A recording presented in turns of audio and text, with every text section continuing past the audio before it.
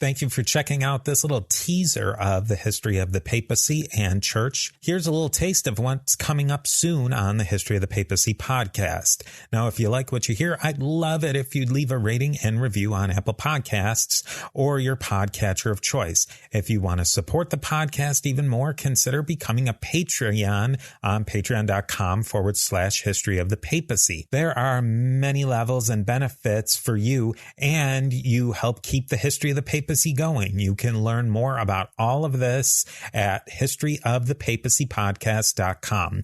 With that, here's another piece of the mosaic of the popes of Rome and Christian church, and I will definitely be talking to you more soon. 30 clay hives were found, but the site may have had up to 200 individual hives. Now, if you put that into perspective of I'm a small, more or less amateur beekeeper, probably something more than just straight backyard beekeeper, but certainly not a commercial apiary, which might have thousands of hives. I have about 25-ish hives between it. It's an often fluctuating number, so it's hard to say, but I have about a little over 200 hives. This place, which would have been a major center, had about 200 hives.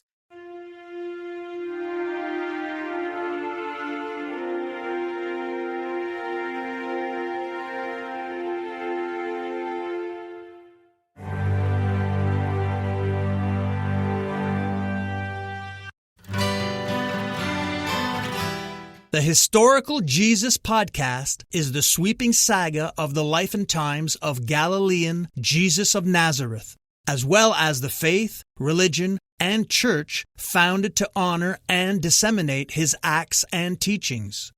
Join me, Mark Vinette, on this fascinating journey through time, exploring the many great works of Christian theology, literature, architecture, music, and art, inspired by the words and deeds of Jesus Christ.